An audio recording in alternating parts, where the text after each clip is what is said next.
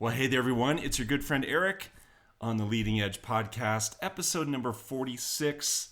This one's called What I've Learned So Far. So I'm going to share things that I've learned so far the last few weeks as we've been facing the coronavirus. And I think we're all learning a lot about ourselves, about other people, about the world, about how things work, maybe about how things don't work. We're all learning a lot right now. So I'm going to share with you things that I've learned. I'm hoping that this helps you out, get some insights here, some entertainment, some things maybe that you can use. These are all things that I have learned so far. And I want to start by, of course, saying thank you. And of course, saying to you, gosh, I hope that you are happy and healthy and safe wherever you are. You are sheltering in place.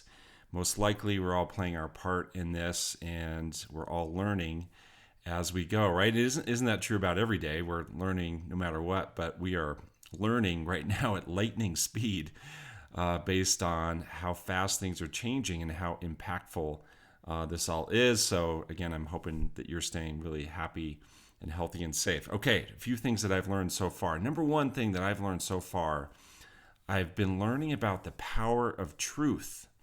The power of truth. And maybe I'll start by saying things I've learned so far and also things that have been reinforced. So you're going to hear things that we've already known, but these are things that are being reinforced. So that would apply to this first one. Again, the power of truth.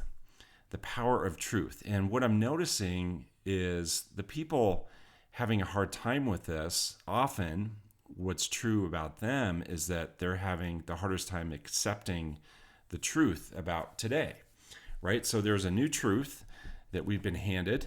It's called a pandemic, right? And it's called coronavirus. That is true that that's happening. And so people who are just having a hard time accepting this new truth and are very caught up in how things should have gone, how things should have been, this wasn't the way it was supposed to go. The people who are kind of hung up in that thinking are having the hardest time with this and really having the hardest time moving on, right? It's very hard to move along from this wasn't how it was supposed to be for me.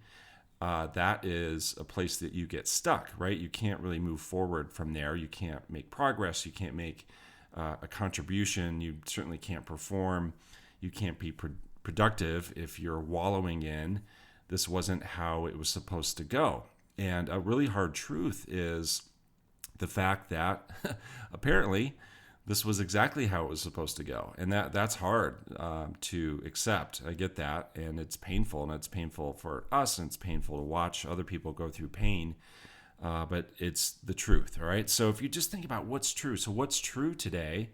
What's true again is that there is a pandemic that's spreading across the globe. That is true. Right. So let's just own that. Let's accept that. Let's see that truth. But then when you start to see that truth, you can also see other truths, and some of them are hard. Like truth is people are losing their job. Millions of people are filing for unemployment.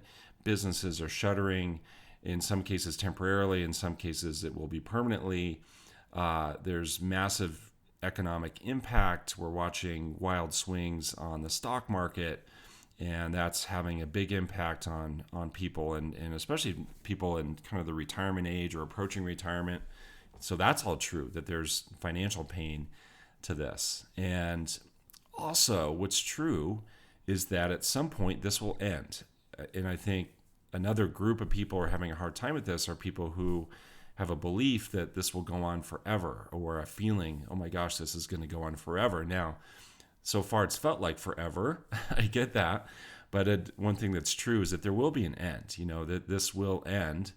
There are some really smart people working on this who are working probably harder than they've ever worked, more focused than they've ever worked. There's high amounts of collaboration, et cetera, et cetera. So there will be an end to this, that the scientists will figure this out and will develop things that are going to help with this and mitigate this. And so there will be an end, and the economy will come back, and stimulus packages that are being rolled out will be helpful. And those things are all true, right? So once you accept that first truth of the fact that there is this thing called the coronavirus that's a pandemic, you can start to see all the other truths and accept those truths and just see it for what it is. It's just the truth. And we can accept those things and we can deal with those things. All right. So that was number one. The power of truth is something I've learned. The next thing I've learned is that, and this one's fun, people are incredibly creative and resourceful. People are incredibly creative and resourceful, and we're watching it, right? Aren't you just amazed at how creative people are getting right now? And I want you to think about the capabilities that you have today that you didn't have a month ago. What are the capabilities you have today that you didn't have a month ago? Well, all at once, there's this whole swarm of people. There's this whole massive group of people who are now experts on Zoom, right? People have figured out Zoom, and Zoom is the new thing, and people are all about Zoom and having their Zoom meetings. But I think that's just one little example of how resourceful people are and capabilities that can be learned right away. You know, it's that old saying that necessity is the mother of all invention, right? And people are just super resourceful, and we have quickly figured out new ways of doing things. I think another example, and this one's really cool, is look at what grocery stores did and how quick they were to evolve to allow seniors to shop at specific times. So people are smart, they're resourceful. The leadership in these grocery stores, the employees in these grocery stores called a timeout. They're like, hey, this isn't right. You know, there are seniors who are having a hard time with the mobs of people in the store, and it's not fair to them. You know, they have needs like anyone. Let's create special hours for them to shop. Like, that's just awesome. That's brilliant. It's so creative. Another example, this is a fun one. My kids the other day, they had an online Zoom talent show with their friends. And a friend of my wife's came up with this idea as a way to keep the kids engaged. And they had their Zoom talent show. I'm watching my kids develop these amazing computer skills. And again, my kids are 9, 11 years old, and they're now having video conference calls pretty much every day. They're figuring out how to get their lessons online. You know, they're of course pretty computer adept already, but now they have all these new capabilities on video conferencing that I sure didn't have when I was 9 or 11 years old. So people are incredibly creative and resourceful. We're watching businesses have to adapt. I think the best example are restaurants, and restaurants are really being impacted. We feel for them, and we're watching the most creative and resourceful of those figure out pickup, figure out delivery, figure out ways to be creative and also fun. There's a restaurant here locally they're world famous for their margaritas. And so they are figuring out how to have to-go margaritas, and people are really, really excited that they can still get these margaritas from this restaurant. Businesses are adapting. My business, you can imagine, the real estate business has been forced to become incredibly creative. You know, we've had to redo so many parts of our business, how we do business. There are people who have very urgent real estate needs, you know, during this time, and we are absolutely respecting shelter in place and doing our part, and our people are all working from home, and we're doing that. And at the same time, there's a small handful of people who have highly urgent real estate needs. An example is, you know, the person who has their lease running up here soon, and they need to go find a home. So we're forced to go out and help them look for a home. And so we've developed all these new ways to be safe with them and safe with the properties that we're showing and safe with our own people. All these new procedures and protocols and disclosures that we've had to write, and you know, the hand sanitizer that we bring with us, and the wipes that we have to wipe off the lockbox and all the doorknobs and all the light switches, and instructions that we give our people, whether they're a buyer or seller, right? We've become just incredibly creative and resourceful. And to think about the short amount of time that we were able to do this in, just a matter of weeks. We were able to completely change how we do business. It just speaks to when people are forced to, when they're asked to rise to the occasion, people can step up. They can be incredibly creative and resourceful. Another thing I've learned, and this is another one that's been reinforced, another one I've learned is if you're looking for it, you'll find it. If you're looking for it, you will find it. If you're looking for evidence that people are crazy, that people are unpredictable, that people are selfish, you will find that. You can certainly find evidence of that. All you have to do is look in your Facebook feed or look on news feeds and look at the pictures of, the pickup truck with toilet paper filled to the brim in the back of the truck. Someone went and hoarded all the toilet paper from Target. You will see pictures of empty grocery store shelves of, canned food being cleared out. Hear the stories of people doing off the wall things. So again, if you're looking for it, you're going to find it. But if you're looking for the good, if you're looking for people being creative, if you're looking for people being giving and stepping up and doing amazing things, you will find it. And the stories abound, right? So the example before about the grocery stores allowing the seniors to shop at an early time, that's an example. Even before that happened, I'd heard so many stories about people helping seniors to shop. They would notice a senior in the store having a hard time with the mob, and they would just step up and say, "Hey, can I help you? Can I get some things for you? How can I be helpful to you right now?" So if you're looking for it, you are going to find it. So what I want you to do is look for it. Look for the things that you want to see. And no, I don't mean that we ignore the truth. We've already talked about the power of truth, but look for the things that you want to see. You will absolutely find those things. The next thing I've learned is the enemy is uncertainty. All right. I've learned that the enemy is uncertainty. The enemy in all this, the biggest enemy, I believe, is not so much the virus itself. And the virus, it's the real deal. It's causing pain for people. It is incredibly harmful. And I think, though, as a society, the real enemy is uncertainty. And it's the buying into the uncertainty that becomes the big problem. All right. So when people infuse themselves with all the uncertainty that's out there, that's when people become really irrational and start doing things like buying up all the toilet paper and buying up all the canned food. When they buy into that uncertainty, that triggers in them, I believe, this thing called selfishness.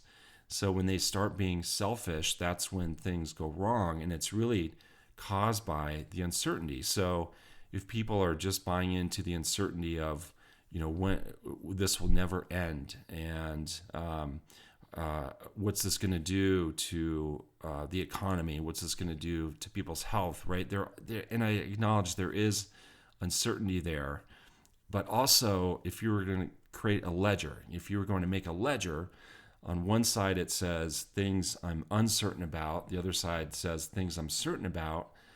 The deal is there would be items that you could list on the ledger of things that you are certain about.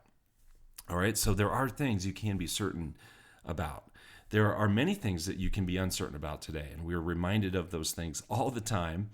Lots of things you can be uncertain about, but there are things you can be certain about. You can be certain about hopefully the relationship that you have with the people who are very close to you in your life. You can be certain about those people that you can always count on, no matter what. They're going to be there for you. You can count on that. You can count on the fact that this is going to end, all right? And you can count on the fact that the economy will recover because it's always recovered, all right? You can also count on the fact that things will be permanently different, right? And that's another truth. We were talking about truth earlier. What's true is that there will be permanent change. What happened after September 11th, for example, it permanently changed how we travel. Travel was never, ever the same. What happened after the Great Recession of 2008 is that lending and banking was never, ever the same. There will be things that are never ever the same. We can be certain about that. But there are also so many things that we can be certain of. We can be certain of that there are good people in this world doing good things. And we can be certain of people's creativity and resourcefulness. We can be certain of the intelligence of the scientists and doctors who are working on this right now and taking care of people. We can be certain that we have technology today that's helping us to face this so much better than if it was 100 years ago, right? We can be certain about so many things. And so don't buy into all the uncertainty. The way to fight the enemy of uncertainty is to look for the things that you can be certain of and bank on those things and go all in on those things that you are certain of. The last thing that I'll share about what I've learned, and this has been a big one for me personally. I'm watching it in my family and watching it in my company. What I believe and what I've learned is that it's all about what you make of it. It is all about what you make of it. And I'll start in my home. What I'm watching in my home is that my kids are thriving. My kids are thriving. And my kids are thriving because my wife is thriving. And she has chosen to make the most of this. And my kids have chosen to make the most of this. They don't complain. They don't sit around and wallow in the current circumstance and swirl in wishing things were different. They've accepted the new truth. They've accepted the fact that they are hunkered down at home, and they are choosing intentionally to make the most of it. My kids are coming up with games, and they're playing. They're having more fun together than really I've ever seen them have before. The other day, they made up the scavenger hunt for my wife and I that took us about an hour to complete. They had us running all over the house and running all over our yard and doing different activities and different things. And it took them all week long to come up with this scavenger hunt.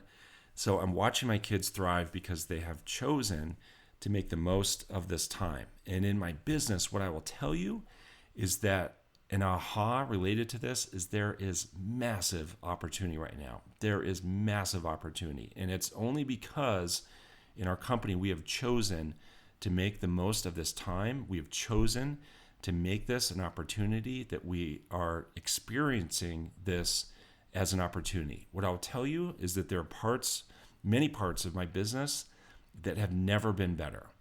The engagement, the enthusiasm, the will, the collaboration, the synergy, the support that people are giving to each other has literally never been better. Never been better.